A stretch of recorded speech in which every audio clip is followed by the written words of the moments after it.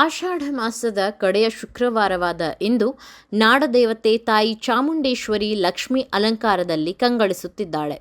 ಕಡೆಯ ಆಷಾಢ ಶುಕ್ರವಾರದ ಹಿನ್ನೆಲೆ ಮೈಸೂರಿನ ಚಾಮುಂಡಿ ಬೆಟ್ಟಕ್ಕೆ ಸಹಸ್ರಾರು ಸಂಖ್ಯೆಯ ಭಕ್ತರು ಹರಿದು ಬಂದಿದ್ದರು.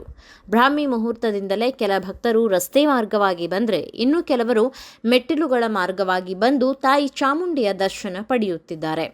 ಕಡೆಯ ಆಷಾಢ ಶುಕ್ರವಾರವಾದ ಇಂದು ತಾಯಿ ಚಾಮುಂಡಿಗೆ ಲಕ್ಷ್ಮೀ ದೇವಿಯ ಅಲಂಕಾರ ಮಾಡಲಾಗಿದೆ. ಇದರೊಂದಿಗೆ ಇಡೀ ದೇವಸ್ಥಾನದ ಒಳಾಂಗಣವನ್ನು ಚೆಂಡು ಹೂವು, ವಿವಿಧ ಬಣ್ಣದ ಗುಲಾಬಿ ಸೇರಿದಂತೆ ಬಗೆ ಬಗೆಯ ಹೂಗಳಿಂದ ಅಲಂಕರಿಸಲಾಗಿದೆ. ದೇವಸ್ಥಾನದ ಒಳಾಂಗಣ ಕರ್ಪೂರ, ಗಂಧ, ಧೂಪದ ಗಮಲಿನಿಂದ ಕೂಡಿದ್ದು, ಬೆಳಿಗ್ಗೆಯಿಂದಲೇ ಭಕ್ತರು ಸರತಿ ಸಾಲಿನಲ್ಲಿ ನಿಂತು ತಾಯಿಯ ದರ್ಶನ ಪಡೆಯುತ್ತಿದ್ದಾರೆ. ಚಾಮುಂಡಿಯ ದರ್ಶನ ಪಡೆದ ಶೋಭಾ ಕರಂದ್ಲಾಜೆ.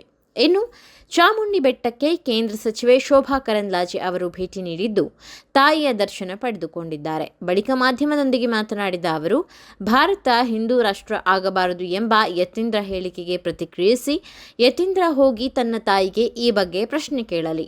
ನಾವು ಯಾರು, ನಮ್ಮ ಸಂಸ್ಕೃತಿ ಯಾವುದು, ನಮ್ಮ ಧರ್ಮ ಯಾವುದು, ನಾವು ಯಾವುದನ್ನು ಆಚರಣೆ ಮಾಡುತ್ತೇವೆ ಎಂಬುದನ್ನು ಕೇಳಲಿ. ಯತೀಂದ್ರರನ್ನ ಹೆತ್ತು ಹೊತ್ತ ಸಿದ್ದರಾಮಯ್ಯನವರ ಪತ್ನಿಯವರೇ ಮಗನಿಗೆ ಸರಿಯಾದ ಉತ್ತರ ಕೊಡುತ್ತಾರೆ ಎಂದು ತಿರುಗೇಟು ನೀಡಿದ್ದಾರೆ.